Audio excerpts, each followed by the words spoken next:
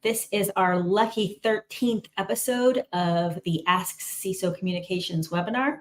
I hope you will go back and check out the other 12. So far, we have talked about websites, storytelling, crisis communications, branding, enrollment marketing, public engagement, graphic design, elections, strategic communication plans, writing, financial communication, and last time we had a kind of a fun episode where we talked about books that impacted our work. CESO is the Center for Effective School Operations. We provide support services to school districts, and we're the communication division for CESO. But CESO also has transportation, finance, HR, technology services, and we're adding some new services like an executive search firm and even food service. Today, we're going to have kind of a Q&A format.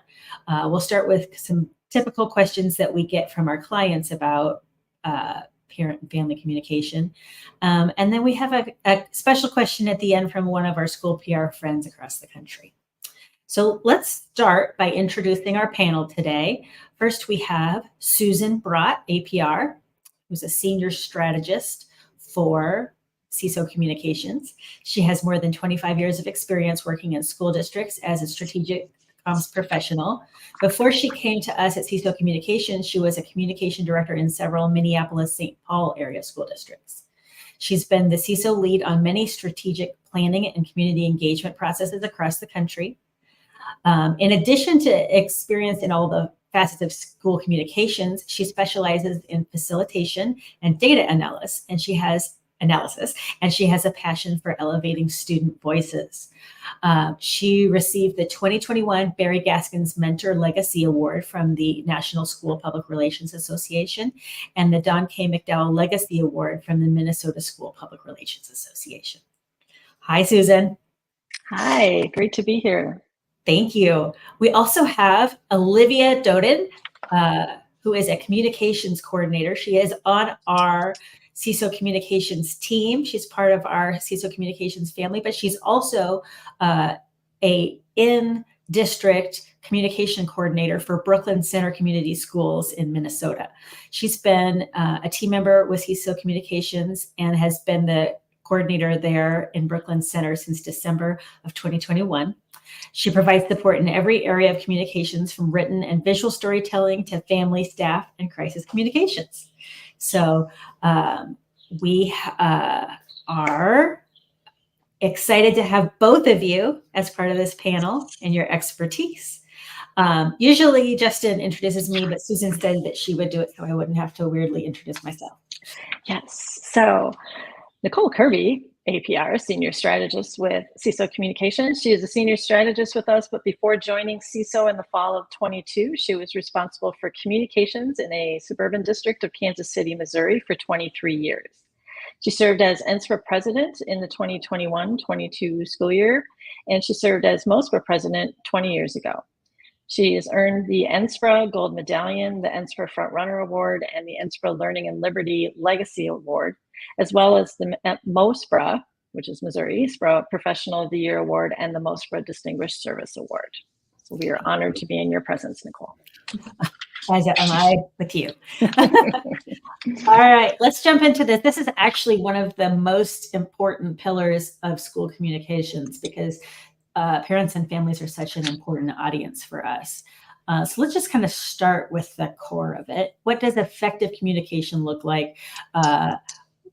Families or other audiences? What is effective communication? Yeah, so I mean, effective communication, this is kind of our foundational piece, right? So we know that effective communication needs to be timely, which means they want to hear from the district first. And if we can make sure that that happens, that helps. It's really hard in this day and age with social media and the media, the news media and everything. But if we can share the information first, it needs to be very timely. We can't wait to do that like we used to back when I first started. You had some time. You don't have the time anymore.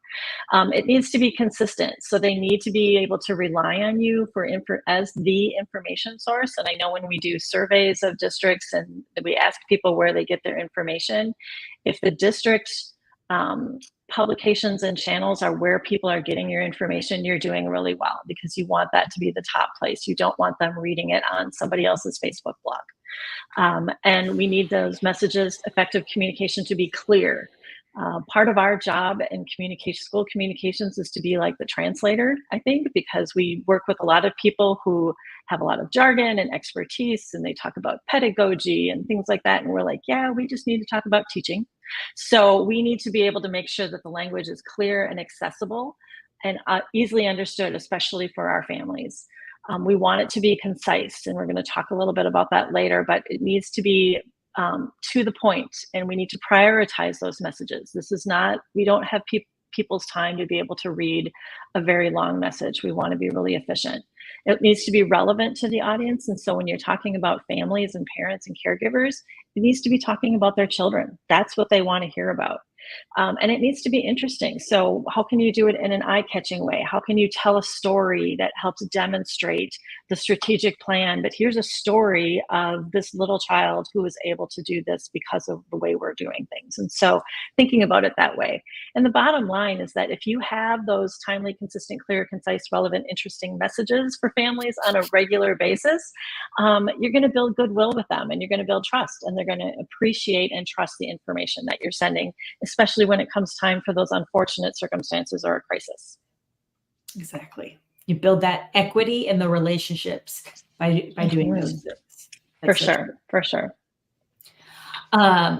Okay, so that's kind of true. Those things that you just listed are true for all of our audiences. But let's dive a little deeper for families in particular. What should we know about effective communication? Yeah, so when we think especially about family communication, I think it's really important that we tell them, and a lot of schools, they've already started, or they're starting right now, or they'll be starting in a few weeks. We're in that back to school season. Tell them right up front how you will be communicating with them and when you will be communicating with them. I think that helps dispel any misinformation or the expectations. You set those expectations from the start.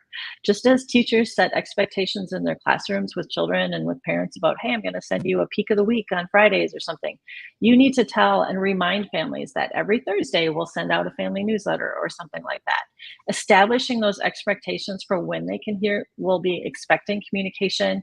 But also, tell them in the event of an emergency, we might have some things, a student might have a medical emergency or something, you don't want to scare them on the first day of school, but we know that things happen.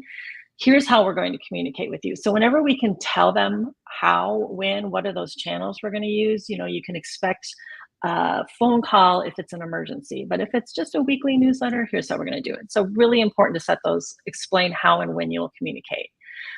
I also believe that your visibility, and this is kind of weird because I know that whenever I was a director of communications and people would be like, oh, you're the one who sends us the emails, because they don't necessarily know who I am.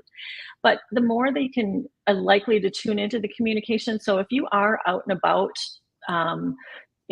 photographing an event or the first day of school and the kiddos and stuff, have your badge on, make it really clear who you are so that they're able to recognize you. And so that when they get the communication, it's always nice when you can put a face to a name. So if there's any way that you can kind of help explain that district communications, who you are, make it really visible. And then remember to always, we know that there's a ton of research that as much as we love to believe that what we send out from the district, every family is reading, that's usually about third in the list of priorities of what they're going to read first. They're first going to read things from their teacher, their classroom teachers. They're next going to read something from the building principal, and then they're going to read something from the district. So what I always did was say, if this is really important, I'm going to say, hey, principal, can you make sure that you put this in your staff, in your parent newsletter? Or if it's really, really important, then find a way to kind of make a snippet that the teacher can put in their regular communications. And obviously more of those teachers do that at the younger ages, but they do that peak of the week. Here's what we're going to be studying. And don't forget, the district is having a listening session on September 3rd. So please come, but just little bits like that are great. Obviously, as we talked about, it needs to be relevant. So the more you can make kids the center of your communication, don't just have a list of here's the board meetings, here's this. Yes, those are important. But if you give a board recap, talk about what the students presented as part of that board meeting, or whenever you can make kids the centerpiece and tell the story through the experience of the students, it's going to help you. It's going to make it relevant for the families, but it's also going to help you tell the story that schools are not exactly the same as when parents went to school. Like, they're different. And then I think one of our questions later that we're going to go deeper into, but it's so important to keep those communications going at that middle school, high school, that secondary school level. We know that we kind of, as schools, we back off a little bit on how much we communicate with families at those secondary school levels once they get to be teenagers, because we're trying to teach the students, that kind of interdependence sort of thing. I always think about, we would talk about, at the elementary school, they're completely dependent on the parent. And then they get to middle school and they're kind of interdependent. Then we hope at high school, they're getting a little bit more independent. But you still need to communicate with them. So you need to think strategically about how and when, and we'll talk a little bit more about that later. Exactly. I like what you said about visibility. I found that was so helpful, that when people started to know who I was when I was in the district, they would give me information that I needed to communicate, and they would also let me know if there was a crisis. And so it helps me know the things I need to communicate about, because they know who to tell about it. All right. Well, let's start getting a little bit into specifics. So let's talk about, how do you help families understand how they'll get communication from the district and from the school? Susan, you talked a little bit about the importance of doing this. Olivia, will you talk about how to do this? Yeah, absolutely. So I can speak to what we've been doing at Brooklyn Center. When I started back in 2021, we had a lot of great communications going out from principals, teachers, from the district itself.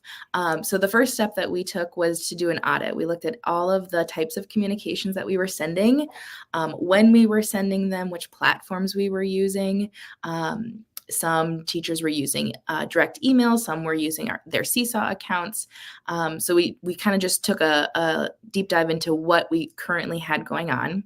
And then our step 2 was, we wanted to systematize. So we set consistent schedules with our principals on when they would send things out, and when the district would send things out to families. So we could make sure that if a family had a student at the elementary, but also at the high school, they'd receive a consistent, similar type of schedule of messaging. We also looked at our district newsletters and our annual communications. We learned from our parents once we talked with them, that they really wanted to hear from their principals. Specifically, those were the emails that they read each week on a consistent basis. So we really wanted to set those expectations clearly, that you'll receive something from your principal Sunday night with a phone call and an email, and with like a look ahead at the week of what's happening at school. And then step 3, we set those expectations with our families, and we kept reminding them. So each fall in our back to school communications campaign, we'd say, here's what you can expect to hear from us, and when, kind of that schedule of communications. And then we also add a level of emergency communications. I know Susan spoke to this before, but kind of just explaining what that could look like and what families can expect from us. And specifically for Brooklyn Center last year, we rolled out a new emergency terminology and some processes when an emergency happens. So we plan to do some reminders throughout the fall to say, hey, if this happens at school, here's how you'll receive some communication from us. That's so important. And if I could I think that, and I've seen what Olivia has done in Brooklyn Center, and and I know a lot of schools are doing that, but it's so important that if you don't define what the terms mean, that they will define them for you. So you need to be very clear that when you say, we had a lockdown, this is what a lockdown means. We had a, internal lockdown or a shelter in place or something like that, because maybe a student had a medical emergency and we just needed to block off that wing of the school so the EMS could get there or something. So it's really important to define those for people and to remind them. And I loved how Olivia said, tell them remind them that you told them, and then remind them that you reminded them that you told them, right? Like you need to keep reminding them that, remember, this is what we're going to do, and not in a snarky way, but in a way to just say, remember, this is, and here's where you can go to find more information. So always have a link to a website or something where they can go find that. I think that's really good. And then the other thing I wanted to touch on that I think is Olivia is so spot on with is that I love how she created kind of templates for the different age buildings and the principals, because our principals are thinking of their families, their buildings, and we have to help principals remember that sometimes families have more than one child, and they might have more than one child at more than one building. So if they're all different, you know, it's like when we redo websites, right? And I know that when you had the website session, you talked about that. It's like there needs to be a similar navigation. Think about the receiver, think about the user. This is not about Principal Brott wants to do it this way. It's like, how can we do this in a consistent way to really make sure our families get the information they need? Exactly. Mm-hmm. One of the nice things that the systems that we use for these automated messages that go out from the schools and the teachers have started to add, for the sake of those families that have multiple kids at multiple levels, is this is a story. This is a message that refers to William Cunningham. And so for the family that has 5 kids, they don't have to say, which of my kids needs this thing in the class tomorrow? For sure. That's a really good point, because a lot of times those automated systems just come up of message from district XYZ, and you're like, I have 5 kids. Like, which one is this going to be about? So I think that's a really important, Nicole. Exactly. Mm-hmm. Okay, let's talk a little bit about understanding our audience. What do we need to understand about families in order to effectively target our communication to them? Susan, will you start on that one? I will start, sure. I think the biggest thing that we need to remember is that families are busy. Parents and caregivers are so busy. We live in this world for our work, and so we're more entrenched in it. They are also dealing with lots of other things. I got to get the kid to soccer practice. I got to put food on the table. I got my job. I'm taking care of my parent as well. And so all of these things are making it so busy. So if we can understand that they're busy, it helps us understand why we need to have, as Olivia was saying, it's going to come every Thursday, or it's going to come on Sunday nights. And we're just going to give you the short bullets. And then if you need more information, we can direct you to a website with more details. Make it as easy as possible. I don't have any technical evidence of this, but I know that in my experience anecdotally in districts, most parents are reviewing those on their phone. And so they're scrolling while they're at their kid's swim lesson or something, right? So the more you can make it really just quick bullets, what do you need to know? And here's where you can go to find more information. They go, okay, I got the gist. I can look at that later when the kids are in bed or something. So just remember that they're busy. And so they're not going to remember everything that you send, right? The golden rule is that they need to hear it 7 times before it sticks.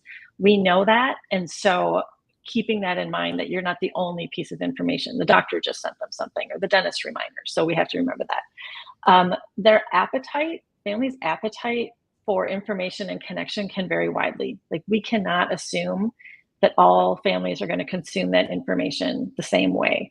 Some want everything and they want to read it in every channel and every form. I want to see it on social, and I want to see the email, and I want to get a text message. And some are like, you know what? I get enough information at work. Just send me one email and I know I'll look at it at a time that's convenient for me. So you kind of have to please everybody, but understand that some people are only going to want it certain ways. I think I really have reflected on this over my 25 plus years, is that we can't make assumptions about families and who is the person who needs to get that information. Traditionally, there used to be a lot of comments about, oh, well, send it to the moms because they're the main people. And it's like, well, first of all, we can't assume that every family has a mom or dad or whatever. But I think more importantly, families come in all varieties and sizes, and the dynamics in the family, and who's the main person who's really reading all of that. And so my encouragement for that is to say, anybody that's listed as the primary contacts on your child's, in that student information system should be getting that information. So that could mean stepmom or grandma or, the partner of the, it's not up to us to judge who gets that information. The only time I would ever not send it is if I was legally, because of a custodial issue, they said, do not send this to this parent. Okay, fine. Otherwise, everybody's getting it. And we would tell our families that at the beginning of the year, whoever you list is going to get this information. So if there's somebody who should not be receiving it, you need to make sure that in your child's information system, we have the right information. And then I think finally to remember, just kind of like we talked about before about the relevancy, their peak in interest is going to come when it's about something that's really relevant to their child. You're going to change the bus schedule. Oh, now I'm in. You're going to change what courses are being offered for my child at the high school. Now I'm in. You're going to cut band. Oh, no, now I'm in, right? So, I mean, you need to think about their interest is going to wax and wane a lot, and understand that that's part of the cycle, but that doesn't mean that you communicate any less. You just keep it going and then understand, well, okay, there's going to be, we're talking about changes to the music program. We better ramp up our communications directly with these families as well to know that this is why. So just thinking about that and who's most impacted by it. I think that those are the things that when I think, here's the foundational, and then what else do we need to think about with families? I think those are really important to consider. I'm so glad you brought up that last point about people filtering things through what's in it for them.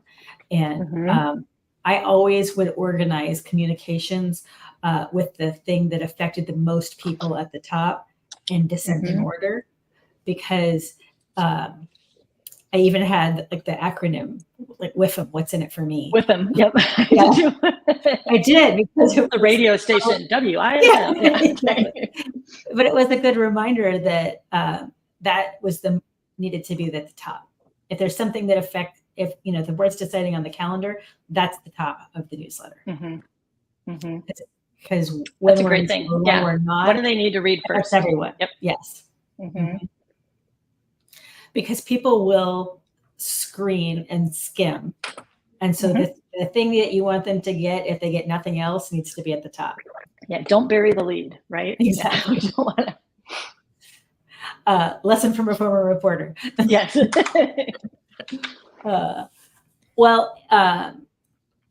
Susan, you talked a little bit about how we shouldn't make assumptions about what families look like. And so part of communicating is being inclusive and thinking about how everyone doesn't look the same. And Olivia, you've done some work in this area. How do you tailor your communication to the diverse families that you have in Brooklyn Center? Yeah, great question. So anytime we send a communication, we want to make sure that all of our families, that it's accessible for all of our families, both physically how they receive it, but also like contextually in the message of that communication.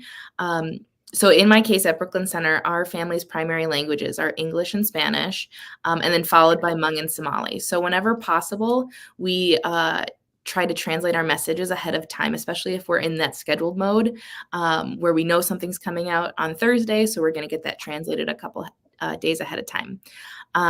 And sometimes that's not always possible in like an emergency situation where you got to get information out quickly.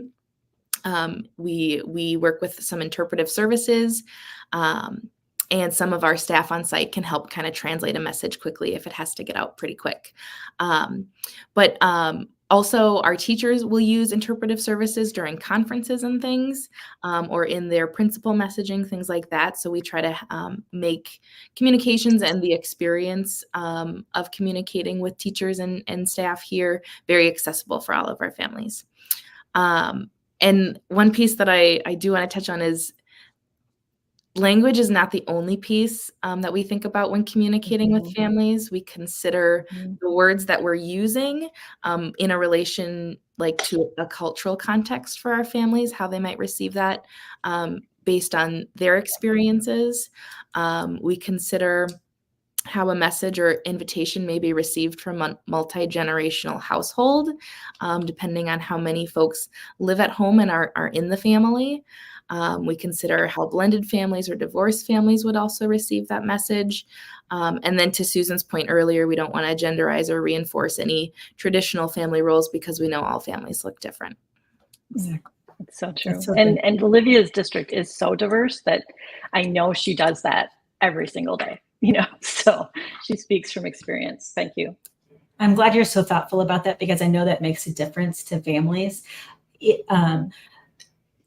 Even in my family, my husband will get resentful because I'm listed as primary contact, and he'll say, "Why didn't I hear about this?" Sure, And absolutely. so, he's an equal partner, and he'll be frustrated with that. And families may look different, and they all need that information. So I'm glad you both talked about that. Yeah. So one thing that we all know about communication is that it's not just one way. It's not just about how we are informing people. It's about how we are engaging them and listening to their voice and including them in our decision-making processes. So how do we effectively engage parents? This is kind of an area of your expertise, Susan, that we lean on you a lot on our team. So will you share a little bit about this for this audience? Well, I think first, and people can go back to episode, is it 6 that we had a conversation about engagement. So a lot more details in there. But I really want to focus on just kind of that foundational, like we did with communication. And then it's important when we talk about family engagement. What is it what's the outcome we're trying to seek? And I think sometimes we say, well, we had conferences, okay, but that's a very narrow outcome, and that a family is trying to figure out how their child is doing, right? Their individual child. So, but if we're trying to get engagement that's broader than that, or we want their opinion on that, yes, we can send them surveys and things like that, which are all great. I mean, I'm a survey geek. I love data. But I think it's really important to figure out what you're trying to learn from them. And I think it's also important that we reflect on sometimes the intent of the engagement is not so much to go and learn a lot of new information. We hope we do, but sometimes it's the act of engaging that is the outcome that we seek. We want our families to feel like they are partners in their child's education. So how can we make our spaces inclusive and not just, I'm the teacher, you stay out there and let me do this, right? So we need to figure out what that sweet spot is. In terms of family engagement in particular, I think about, how do we reach beyond the usual suspects? So often we will go to the PTO and the PTA, which are great.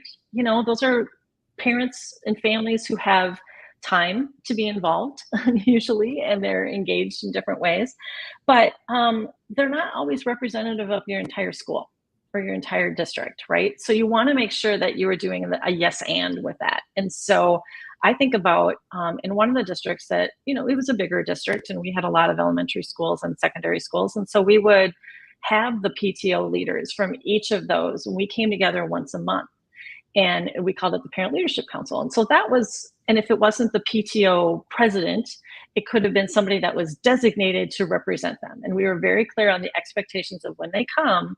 We're not just here to tell you something, we're also here to listen to you. So bring information back and forth. And that was, to our point earlier, was a way for them. I facilitated those, and the superintendent came in periodically to share something, or the appropriate leader came in. But the families, those parents, got to know me. And so then that opened up that pipeline, and they were very quick to, they got my cell phone. So then they would text me like, hey, just so you know, our neighborhood's talking about this. But it was a way for us to get that, open that line. But again, speaking beyond those usual suspects. So always asking in any good engagement, who are we not hearing from? Who are the families that we're not listening to? Like, we want to honor those who showed up for the event, but what else could be getting in the way of them being there? Is it a language barrier? Is it an access barrier? They don't have transportation, thinking beyond that. So just always thinking about making sure that you're being very inclusive of your entire community, and provide ways for them to provide ways for families to participate that isn't necessarily requiring them to be in attendance. Right. If you think about our families, as we said, they're very busy. We think about our families also saying, okay, you know what? I work third shift. I can't come, at 5:00 in the afternoon or something. Or how do I can only do this because I'm doing this all by myself, and, I'm a single parent and my kids go to bed, and then I can get online. So what are some virtual ways that they can participate?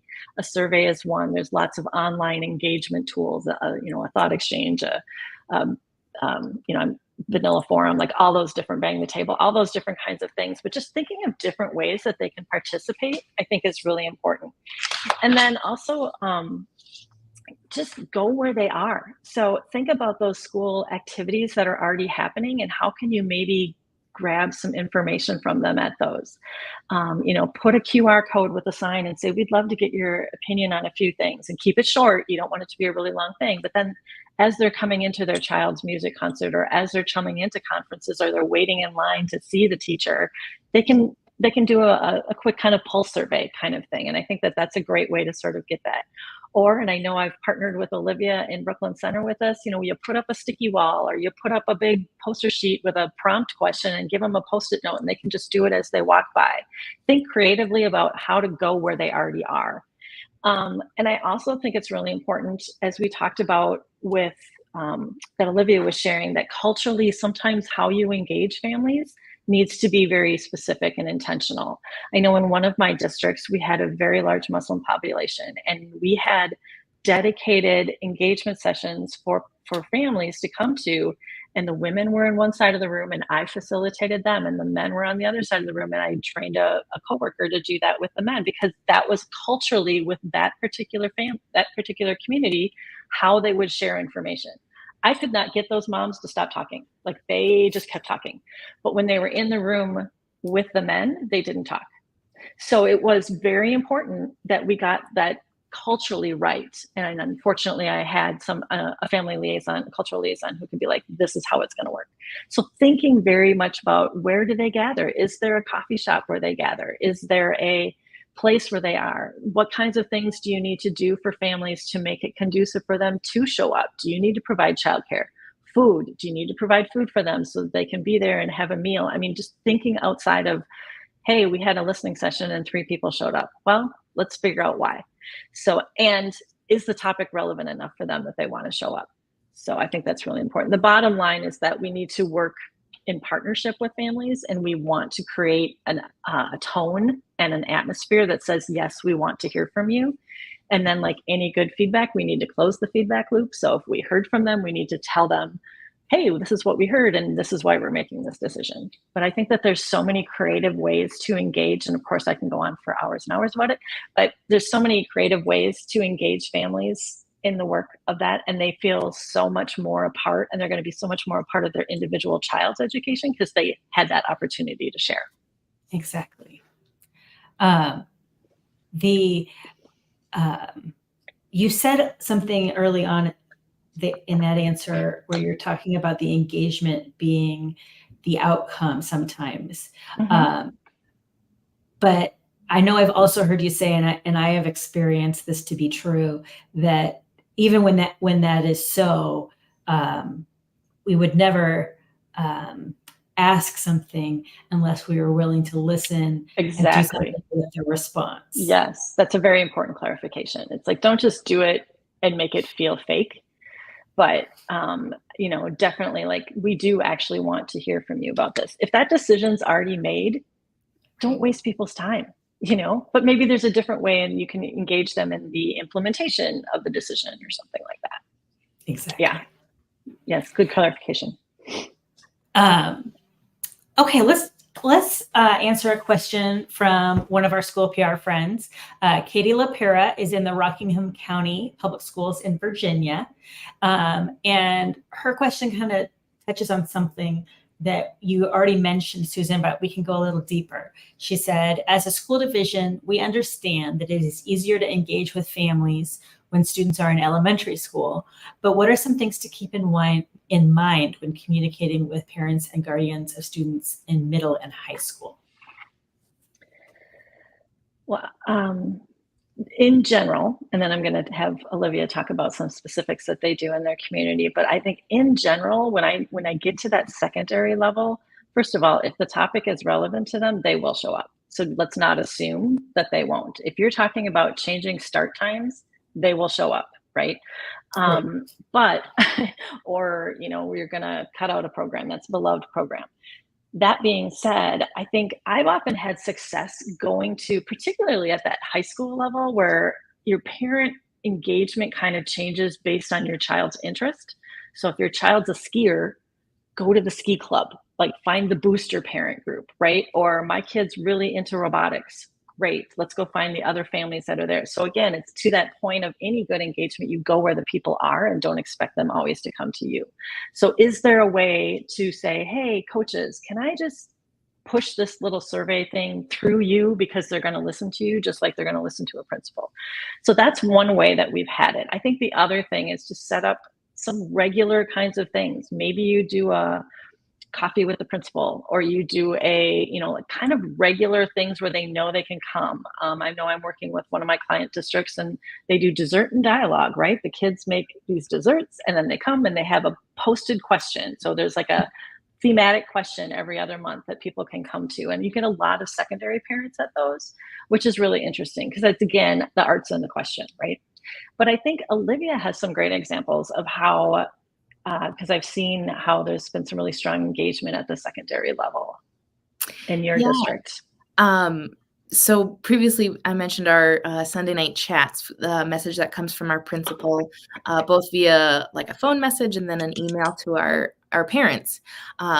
Well, there's another avenue to that. He also sends to our middle and high school students. So they get the same messages as their parents do, as their families do. And then I think it really builds some agency for students to like have the same information at the same time. And then they can also connect with their parents on that, with their families. So, hey, did you hear this from Principal Frazier? I'm really excited about this thing happening next week or anything like that. So really get them engaged in the conversation too. Yeah, for sure.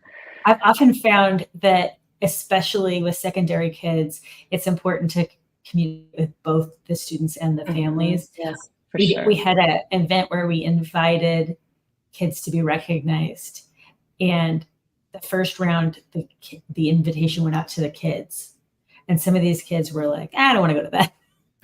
And they never told their parents they were invited. And like you were mentioning, the inverse is true. Sometimes the student is the one that say to their parent, hey, I think this is important. We should do this. And I think about even some of the community engagements I have facilitated in contentious issues. You bring those student voices in, and again, I'm getting a little off topic, but having the student experience as part of that is really important, or having them help you facilitate those engagements. How can you're going to go, the principal's going to go and hold these engagements, and maybe the students are the ones at the tables who are kind of facilitating or something. A parent is going to show up, a family member is going to show up for that because there's kids involved. So getting back to that, how do you tie the kids' involvement into it is very important. And I would argue, to your point, that that's not off topic, especially to this older group of kids, families, that it's going to be the things that their kids are participating in or want them there for that they're more likely to engage with at this age. I think in elementary, we just all show up. Right, exactly. And I think also to her question, to Katie's question, getting back to what we talked about before, is remembering that families are busy and secondary families are super busy, right? Like I feel like even more so because they're doing lots more things, or kids are involved in lots more things.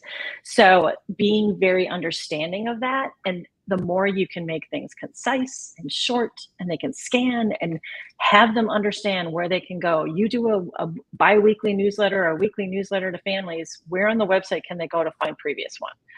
Like archive them. So just making it easy for the user, for that family member to go, I think I remember reading something about that, but where would I, and then they can go back and find it. So for secondary in particular, I think that is a key message of they're so busy, and they're trying to enable their children to be a little bit more independent, but yet they're still their parents. These are still children, right? So how do you get them to do that in a way? And I think the other thing that's kind of worked really well with those is if there's a way you can partner and offer some parenting ed type classes for that older child, then they start to look at you like a resource, and then they might come to other things as well. So I know in one of my districts, I had a great partnership with our family education group, and they would do, the teenage brain, and how does, and all these kinds of things of like, how does the teenage brain process things? And it was really helpful.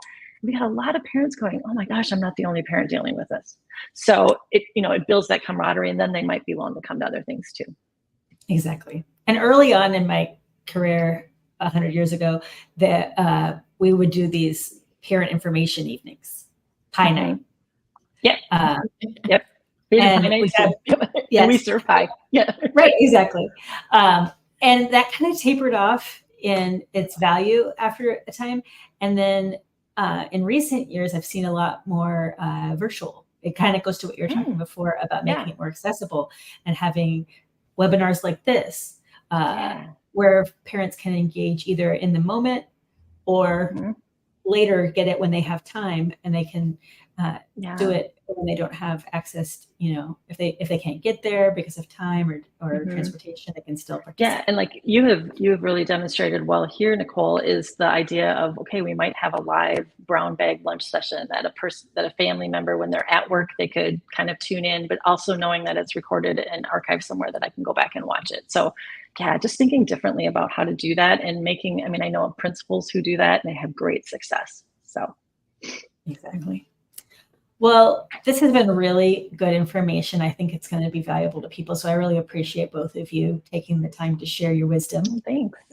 And it's going to be a great school year. So it is. A lot of our districts have already started. Some of them will be started in the next few weeks. This is just the season. Yes, exactly. It's exciting. Thanks to both of you. Our next episode is going to cover internal communications. It's going to feature Senior Strategist Brett Clark and Strategist Kristen Kelly from our team. We're going to tape it on Friday, September 20th at 11 a.m. Central if you want to join in live. But as we just discussed, absolutely feel free to watch it afterward. Most of our folks do. If you want to learn more about CESO and the services we offer to school districts, including communications, go to CESO.com. And we're here for you in our division if you need communication support in your schools. So just contact our Vice President, Bob Noyd, or any of us on the team. Bob's email is on the screen. So thank you all so much for joining in, and hopefully we'll see you in our next episode.